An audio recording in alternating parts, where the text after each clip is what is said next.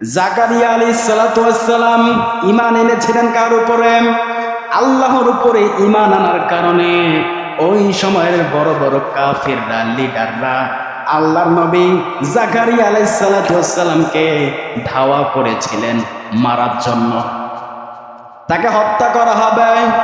আল্লাহর নবী জাকারিয়া আলাইহিস সালাতু ওয়াস সালাম বন জঙ্গলের মধ্যে গিয়ে যাচ্ছেন আশ্রয় নেওয়ার জন্য।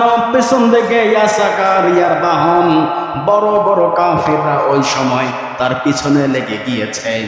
আল্লাহর নবী জাকারিয়া একটা গাছের মধ্যে গিয়ে দেখে কোনো জায়গা নাই, বিশাল একটা গাছ। ওই গাছকে গিয়ে বলে, আল্লাহ পাক রব্বুল আলামিন, আমি শত্রুর কবলে পড়ে গেছি, আমি হয়তো আর বাঁচবো না, ওরা পেলেই আমাকে মেরে ফেলবে। আল্লাহ পাকের নির্দেশে ওই বিশাল গাছটা ফাঁক হয়ে গেছে। আর আল্লাহ পাক হুকুম দিয়েছে, নবী জাকারিয়া দাঁড়িয়ে থেকো না, ওই গাছের ভিতরে ঢুকে পড়ো, শত্রুরা এসে তোমাকে খুঁজে পাবে না। আল্লাহ নবী জাকারিয়া আলাইহিস সালাতু ওয়াস সালাম বিশাল ওই গাছের মধ্যে ঢুকে গেল। এখানে একটা কথা আছে, জাকারিয়া আলাইহিস সালাতু ওয়াস সালাম গাছকে গিয়ে বলেছে, আমি এখন কি করব? হে গাছ, তুমি ফাঁক হয়ে যাও, আমি তোমার ভেতরে আশ্রয় গ্রহণ করি। আল্লাহ পাক এই কথাটা নবীর পছন্দ করেনি, যে তুমি গাছের কাছে কেন সাহায্য চাইবা? সাহায্য চাইবা কার কাছে? আমি আল্লাহ পাকের কাছে। আমি আল্লাহ পাক যা ফাইসালা দেবো তাই ফাইনাল, ঠিক কি না? তো নবীদের সাথে আল্লাহ পাক কখনো রাগ করে না, অভিমান করে। কি করে? ভালোবাসার মানুষের সাথে কি রাগ করা যায় না? অভিমান হয়।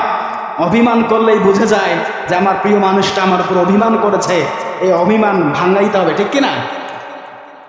আল্লাহর নবী জাকারিয়া সালাতু ওয়াস সালাম এই কথা বলার পরে আল্লাহ পাকের নির্দেশে গাছ ফাঁক হয়ে গেছে। শত্রুরা এসে দেখেছে এই দিকে জাকারিয়া আলাইহিস সালাতু ওয়াস সালামকে খুঁজে পাওয়া যাচ্ছে না। এইদিকে আজাজিল কানে কানে এসে ফসলায়, ওই গাছের ভিতরে জাকারিয়া নবী গ্রহণ করেছে, ঢুকেছে, ওই গাছটাকে কেটে ফেলো। আবার কেউ কেউ বলে, না, এটা তো একটা তাজা গাছ, এই গাছের ভিতরে মানুষ থাকতে পারে, এটা কোনো কথা? বলছে হ্যাঁ আছে। অনেকে আবার বলছে গাছটা চিড়ে ফেলি, আবার কেউ কেউ বলে না, চিড়ে ফেলার কোনো দরকার নাই। আবার অনেকে বলে চিড়েই ফেলি, যদি ভিতরে থাকে তাহলে মরে যাবে, না থাকলে নাই। এরকম করার পর সিদ্ধান্ত ফাইনাল হয়ে গেল, ওই গাছটাকে উপর দিক থেকে নিয়ে নিচ দিক পর্যন্ত চিরে দিয়েছে।